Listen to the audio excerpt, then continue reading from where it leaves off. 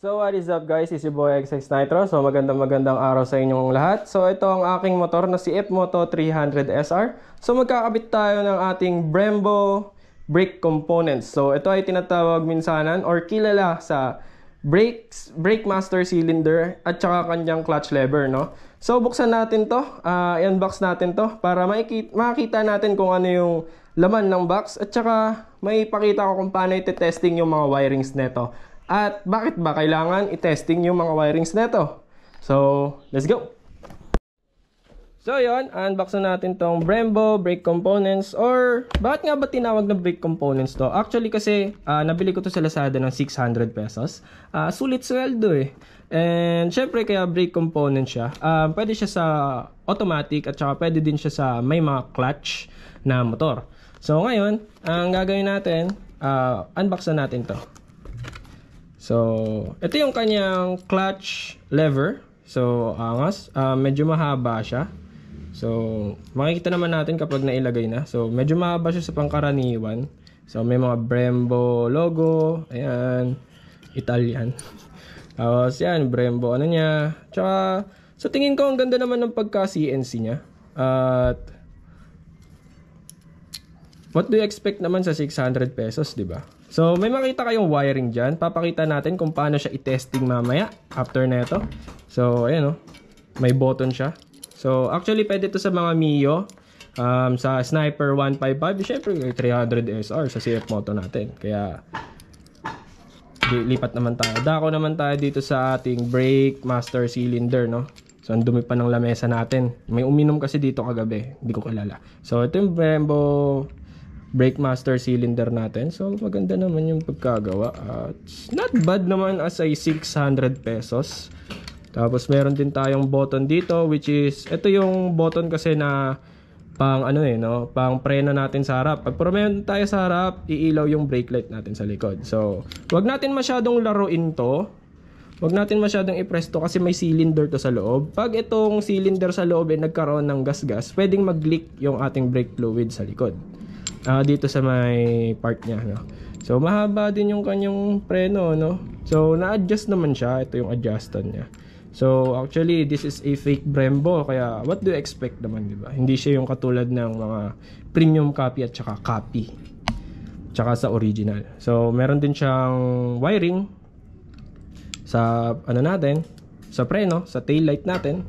Kaya testing natin yan mamaya. So mga laman naman ng box niya is nandito yung kanyang tank. So ito yung tank or tinatawag na reservoir. Nilalagyan ng brake fluid. So nandito din yung tubo. So napakahaba nito. So kailangan natin ng cutter para mabawasan to. So next naman yung kanyang mga bolts. Yan. So ito yung binuksan ko na kasi. So ito yung nilalagay sa may kanyang dito nilalagay yan. Nakalimutan ko kasi anong pangalan eh. So dito nakalagay yan guys. Tsaka actually wala tayong bolt para dito, pero ang 300 SR naman natin may bolt sa mga ganito niya, sa may mirrors niya. Pero kung naka mirror naman kayo sa ating mga Mio, sa ating automatic, pwede na to. Lagyan nyo na lang ng mirror dito. So next nyan, ito actually pwedeng hindi natin kailangan or kailangan natin. So ito yung dito sa may ilalim ng brake master cylinder natin. So dyan nakakonect, tapos may tubo yan nakaganyan. Basta ganun. So all goods naman.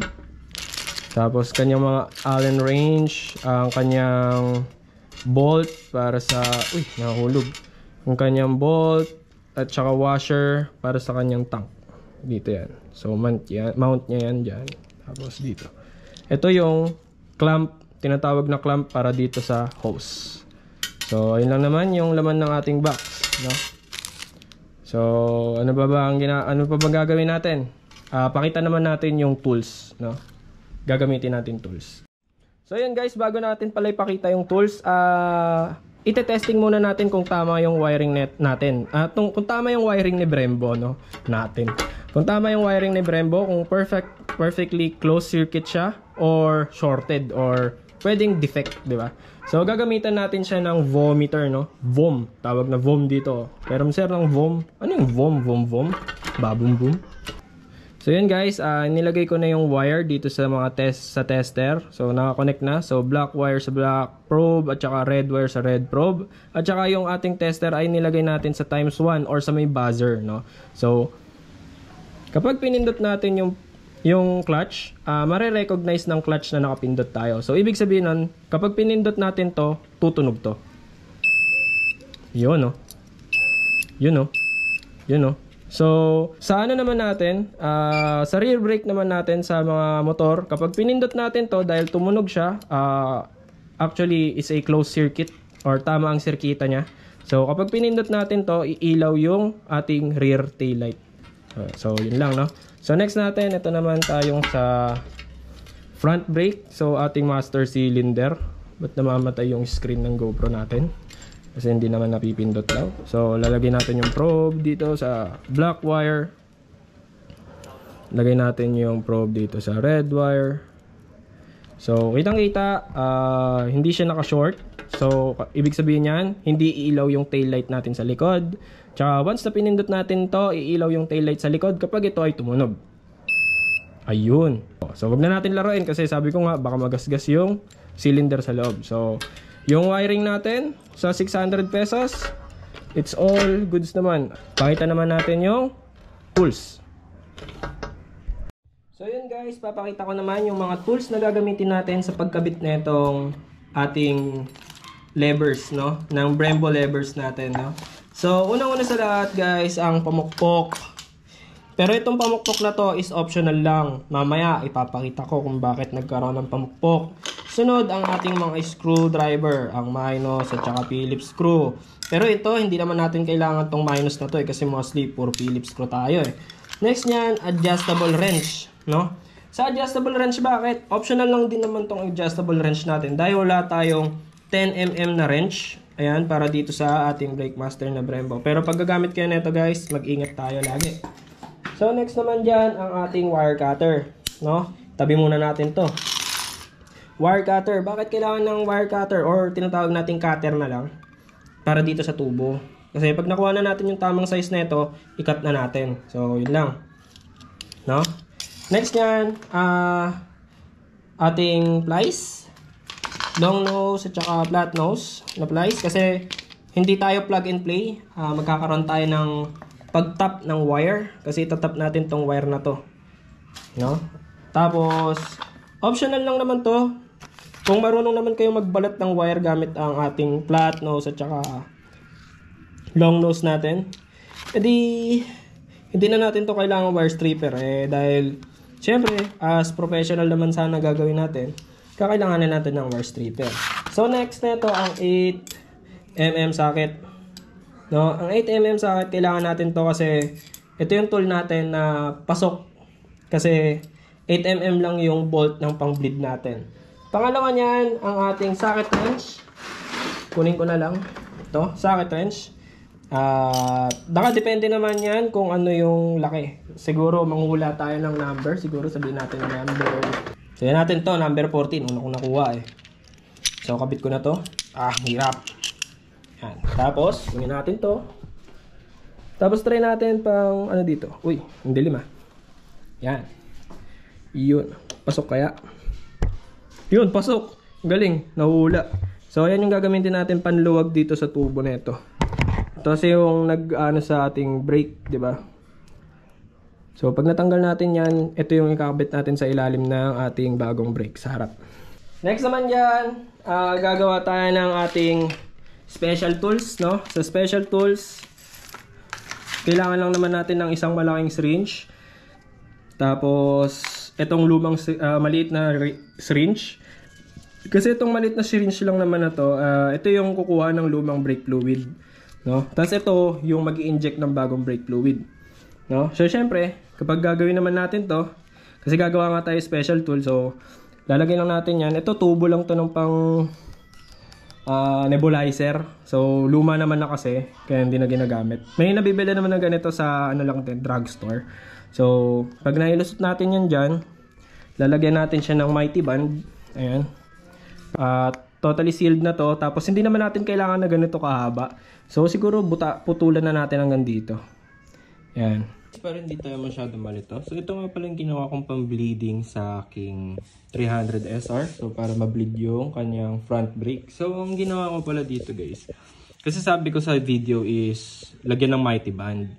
So pag naglalagay kasi ako ng mighty band dito, halos hindi siya nakikure. So kung kitang-kita nyo naman, ang nangyari sa ating syringe is meron siyang stick glue o glue stick.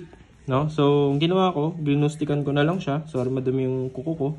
So, pagka glue stick ko, parang all goods na, mas okay yung dikit niya kaysa sa dikit ng mighty band. So, ayusin lang natin yung paglagay natin ng glue stick dito para walang masyadong langis na, or like, walang space na pwedeng lumabas yung ating brake fluid. So, ayun lang yung may dadagdag ko. Kaya, ayun, DIY wells, guys. Tapos next, dahil magbi-bleeding nga tayo, para matanggal yung mga langis-langis sa may ating preno, at saka maiwasan yung corrosion or pagbakbak ng ng paint ng motor natin. So gagamit tayo ng brake cleaner ni Kobe. No, baka naman, sabi nga nila. So ito ay hindi siya yung wet base, ano siya foam base ata to. Hindi ko pala yung nalog. Yan, foam base siya. So next naman natin kailangan, kuha tayo sa plastic. Ano ba to? Hydrogen. Uy, hindi to. Sa sugat ko yan. Ano na lang pala. Ito na lang. DOT4 na brake fluid, no? So pwede naman tayo gumamit ng DOT3. Pero pwede naman maghalo kasi ang DOT3 at saka DOT4. So nasa sa inyo na yan kung magdi-DOT4 o magdi-DOT3 ka. Kaya ayun, DOT4 kinuha ko, tapos may kulay. Dahil wala akong mahanap na normal lang na kulay, kaya magmumukhang Thai concept tayo. Pero siguro mas maganda naman siya kasi naman na tayo. Nakatangke naman na tayo. Kaya, may makikita akong blue dito na liquid. Geng. So yun guys, una-una natin gagawin ng pagtanggal ng ating clutch lever. Ng lumang clutch lever. So ilalagay natin muna yung clutch lever natin. No? So wala kong ginawa, niluwagan ko muna yun dito, sumiilalim. Ayan ang ating clutch. So ganyan, nakaganyan kasi yan. So ganyan ko siya para lumuwag. So para mapabilis na lang natin yung pagtanggal dito. Ito sa kabila. So pagtanggal dito, i-ano nyo lang naman to. I-align nyo lang naman tong kanal na yan. Dito sa may kanal na ito, sasatakan nyo yan dahil maluwag na to. Ayun. Tanggal na ang ating lumang clutch. Ang clutch natin. So tatanggalin naman natin tong wiring nya. To. So atakan nyo lang yan. Wiggle lang. So wala naman yung plus tsaka minus eh. So dumudumi na ang ating daliri. So next nyan, luwagan na natin to. By the way, nung kakalasin na natin to, nakalimutan ko palang introduce itong 5mm na L-wrench. So luwagan lang natin to guys. So natanggal na natin ang ating clutch lever. So nasa sayo na yan kung ano pipiliin mo dito. Kung kukunin nyo ba itong L-wrench na yan, or ito na yung gagamitin yung puti. So para sa akin, parang aesthetic. Parang gusto kong kunin tong kulay black. So lagay natin dito. Pero install na natin yan dyan. Let's go. Natin to dito. Mongos! Yun o. Just kabit natin ganyan. Yan. So ito, nakadepende naman yung sa riding mo, sa riding position mo. So sa ngayon, dahil binibidyan pa lang naman natin, taas baba pa lang paghigpit niya na. Maghigpit kayo sa taas, maghigpit kayo sa baba. So sa tingin ko okay naman yung ganitong lever. Pero yun, mamaya na muna natin isipin yung bakal na yan, yung wire na yan, yung cable natin. Oh, yan. So sa cable na ito, medyo tricky. Kasi ito yung iikot mo. Ito yung iikot mo. No? Para lumabas yung kanal. So ngayon, lalabas na yung kanal dito. Ayan. Lumabas na yung kanal dyan. Kasi lulusot mo to. Ayan. Diyan. Ayun. Tapos another. Kunin din natin yung parang kanal dito. Tapos, lulusot natin ganyan yan. Ayun. Tapos, para mailak to, para hindi matanggal yung wire natin na yan. Ito, ikot natin. Ayun. Ayun.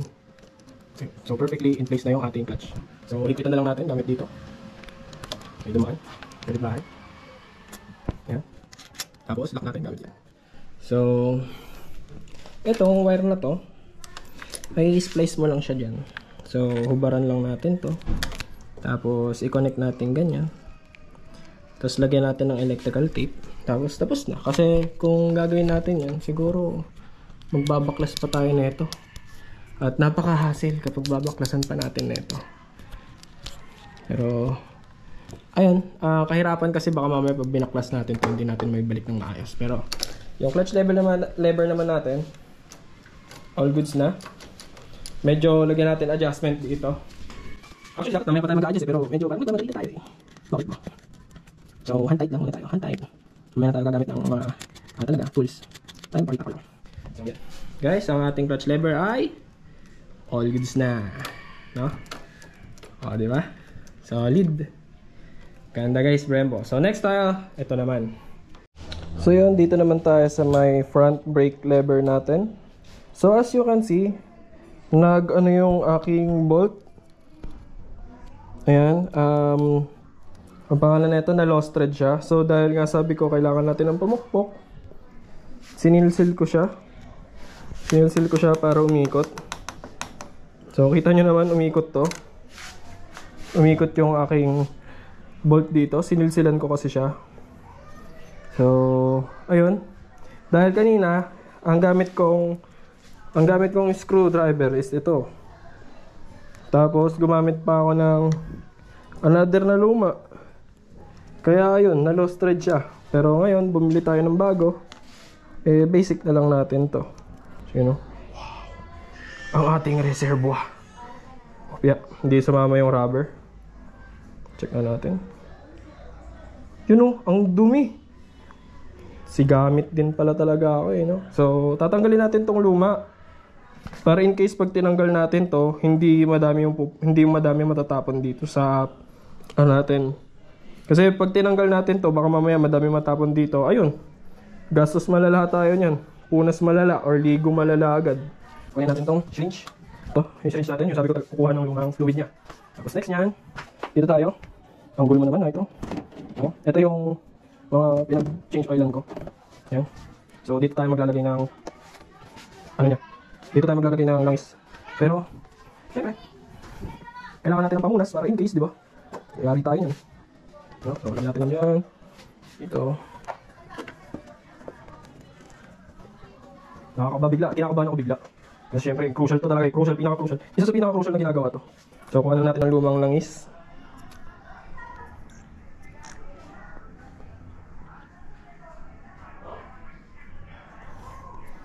Okay, so ang dami oh. Stopon na natin.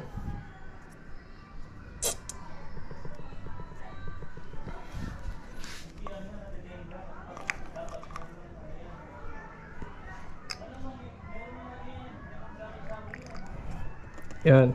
Guys, tinotally zero natin to. Kasi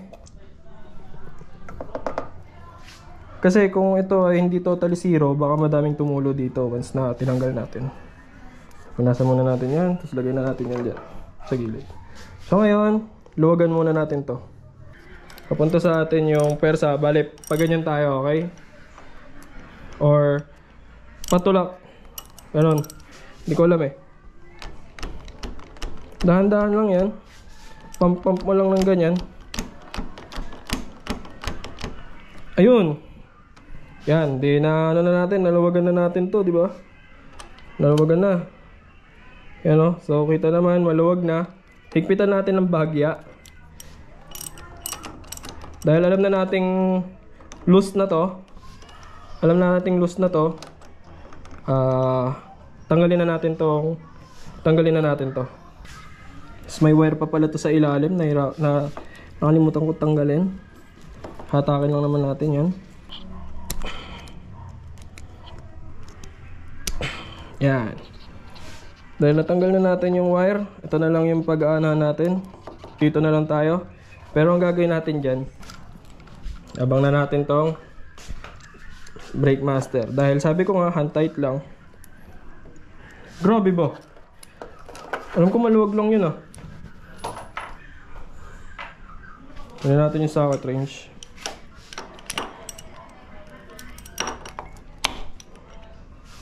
Hand tight lang eh. Pero hinigpitan ko. So hand tight.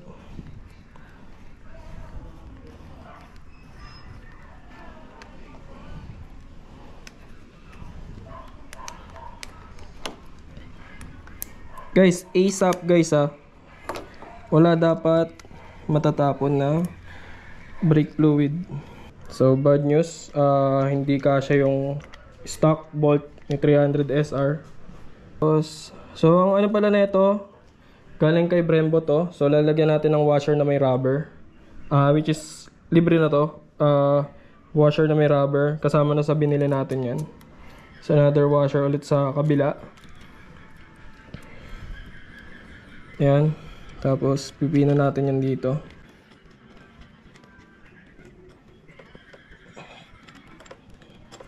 Hand tight lang, hand tight. Yan, dahil hand tight, punasan natin.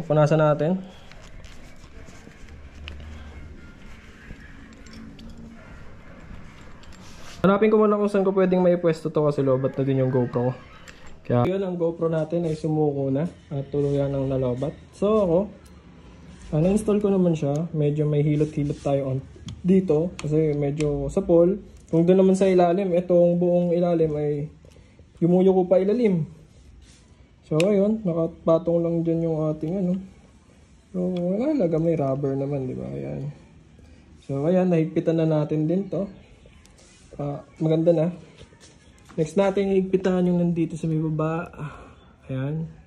So sunod tayo dyan. Ayang ilalim na yan. Higpitan lang natin. Tapos ano yung clearance na ito pag lumiliko? Sakto. Pero sa pool. Napakalit lang. Check natin sa TFT. Maluwag. Yan o. Pero okay man. Sino ba liliko ng ganyan? Depende kung nagmamaniobra, di ba? Pero siguro hanapin natin. Self-adjustment na lang to. Depende, magbabago naman tayo ng ganito. Kaya okay lang muna dito ganito muna. Pero medyo adjust ko na lang to. Sa off-cam ko na lang i-adjust to. Lagyan na natin tong reservoir. Yun o. So yun. Ikakabit naman na natin tong reservoir niya. So paano ba kinabit to? So una, bolt niya. Tapos washer. Tapos itong reservoir. Paglagay ng reservoir, washer ulit. Tapos yung bolt niya. Tapos itong lalagyanan niya. Tapos yung bolt niya. Tapos ngayon, lagyan natin ng hose lock. Tawag dito. Yan, hose clamp. Lagay natin yan dyan. Dito banda. Tapos pakita ko pagkatapos mabuo. So yan, nakakabit na natin yung clamp, tapos yung hose, tapos itong reservoir. Wow, reservoir. Ihinanda ko na. So kung makikita nyo dyan, meron na siyang, ang tawag na ito, mighty band. So hindi na umaano yung hangin dito. So 100% sealed na siya. Puputulin natin yan dyan. Putulin natin to dito. At magkabit na tayo. So hindi tayo maglalagay dito. Guys, nakabit ko na to. So pagkakagabit ko ng ganyan, nilagyan ko siya ng zip tie. Tapos tignan nyo guys ha. Ipipress ko to. Tapos itong reservoir. Itong reservoir magkakalaman. So ipipress ko na. Pressing. So pinipress ko na. Tignan nyo to guys. Ito nagkakalaman.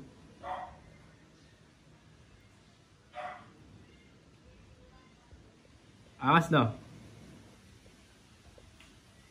Napupuno yung reservo natin. Pero dito nag-i-inject tayo. So ayun yung reverse. Tigil ko na. So kitang kita nyo ang dumi ng ating brake fluid, no? So ganun ang reverse flashing. So yun lang guys. At least Napakita ko na sa inyo kung paano mag-flush ng pa-reverse, no? Pero itong ano na to, itong technique na to, mas maganda tong technique na to kasi ang dinadaanan pa ng brake fluid kasi natin, dediretso pa ng ABS module, tapos dediretso na dito sa lever. So, ayun naman. So, tanggalin ko na tong luma. Ito yung purpose netong isang ano. Yan o. Yun o. Ayun o. Perfect zero yan. Perfect zero. Yun. Kitang-kita nyo, walang halong blue. Lahat dilaw. So, yan yung luma niya. Tapos, pump ulit tayo ng bago. Ito yung reserve ulit. Ba, tumigas ah. Tumigas. Pero yan guys. Kailan na maglagay ng bagong tigas.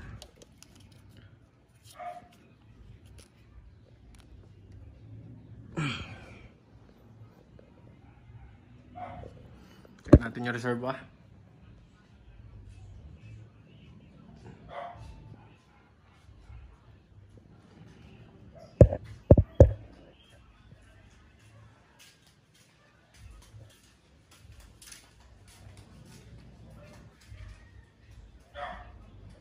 Guys, nakaka-satisfy.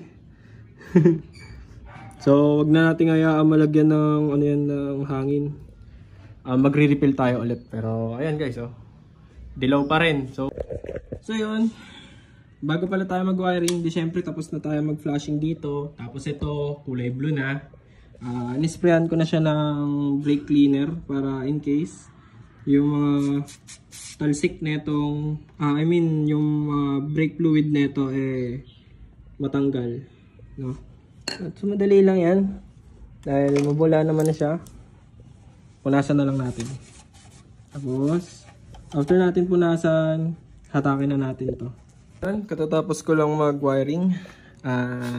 Ganito yung ginawa kong wiring niya. So hindi naman 'to mahahatak basta-basta. So, inikot ko lang yung pula dito sa may dilaw na may green. Tapos yung brown, ikinunod ko dito sa may black. So, kapag inano natin to, makita natin kapag pinindot natin yung preno sa unahan, umiilaw siya. Ayan.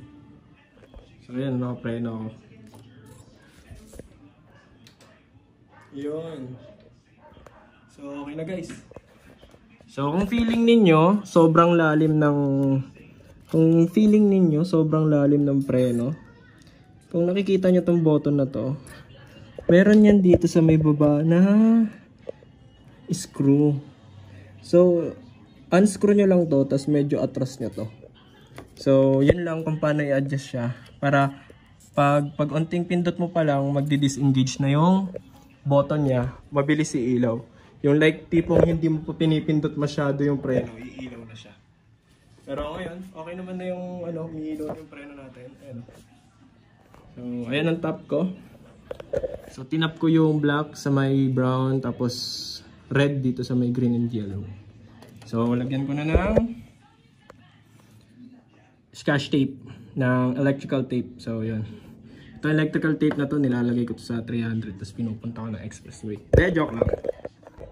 So yan, katatapos lang natin mag-splice. So kitang-kita nyo na ang pangat ng pagka-wiring ko. Pero ang gagawin ko dyan, ayan, may nakikita pang wire dito sa taas. Pero mawawala din yan guys. Ang mangyayari dito, itatay ko siyang ganyan.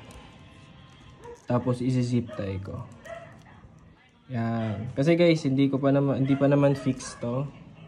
Hindi pa naman fix tong gagamitin ko. Baka mamaya magpalit din ako ng brake lever. Pero ayan. Kung i-fix niyan, mas maganda kung naka-ano to guys, shrinking tube. Yung pag nilighteran nyo, sumisikip siya. Pero sa akin, para hindi siya lawlaw. Ganyan. Lagyan ko siya ng zip tie dito. Yan lang guys. Katatapos lang din natin mag-top dito. So, yung green na may red, green na may brown. Ito, green na may brown, tapos totally green. So, kinonect ko siya sa red. Tapos yung black, kinonect ko sa green na may brown. Ayan. So ngayon, check natin kung gagana siya kung under siya ng naka-gear 1. No? So, lalagay na natin dito. Ayan. Saan natin siya sa gear 1. So, check na natin kung nakapindot tayo sa clutch. Tapos, i-start natin. Check natin kung gagana siya. So, yun. Sabihin nun, kaya-kaya. Ngayon, tiplayin na natin yung ating clutch. Para mabilis tayo mag-neutral. Gamit yung uno to neutral. Tapos dos. Tapos to neutral. Hey! So, yun guys. Inabot na tayo ng gabi. Tapos na tayo kung yan ang ating Brembo brakes. No? So, nakabit na natin. May kinda issue tayo kay 300 SR kung ganito ang gamit ninyo. Sorry kung madumi ang aking motor. Pero all goods naman siya, di ba? Sisipatin natin sa kabila. Yan. Medyo may onting. Onti lang. Pero hindi naman siya tumatama sa TFT. Onti lang. Malapit ng tumama. So adjustment lang yung technique doon. Tapos dito naman sa ating clutch. What? Wala naman tama, wala din tama. So, ayun lang naman. Ang napansin ko lang dito, hello? Naglag yung cellphone. So, ang napansin ko lang dito, guys, is napakaunti lang yung travel time ng ating clutch lever. No? Pero, sa tingin ko, okay naman. Pinilit ko na ganyan yung kanyang kasi kahit tawag na ito, kahit maluwag na yung adjustment ko sa clutch ko, parang may kagat pa rin yung aking gulong. So, baka pwedeng makaubos ng lining to sa akin. Pero siguro, mahahanap ko din yung sweet spot ng aking clutch, no? Pero, actually, ang ganda ng lever. Feeling ko lumambot yung clutch ko. Kasi dati hindi ako nakapag 2 finger. Kahit 1 finger, nagagawa ko na dito sa lever na to. Kaya 100% gumaan siya. So, hindi na siya yung napakatigas. Ano?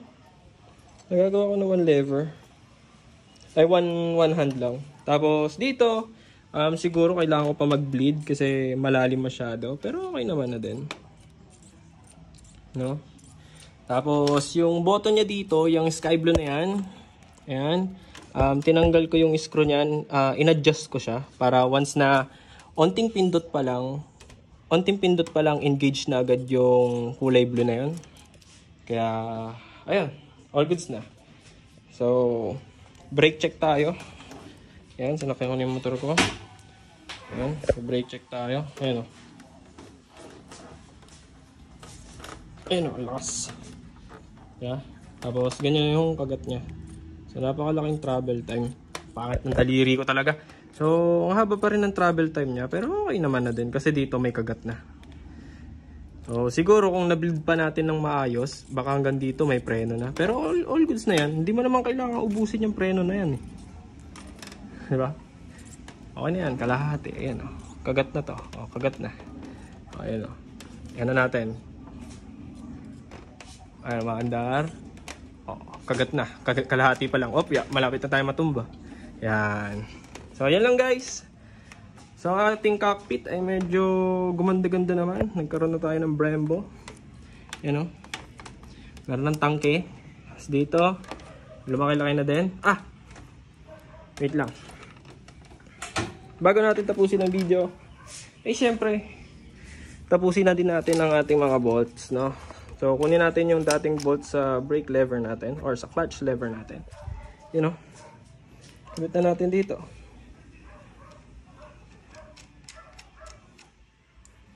Yun, no? Mamaya, higpitan ko na lang yan. So, yun guys. Is your boy XX Nitro. Tapos na natin gawin yung ating DIY project sa ating clutch at saka brake lever na Brembo. So, yun guys. Maraming salamat sa panonood. Sobrang haba ng video. Kaya, try kong at least 15 minutes. Okay na yan. So, yun lang guys. Peace, love, happiness. Ride safe tayo. Let's go!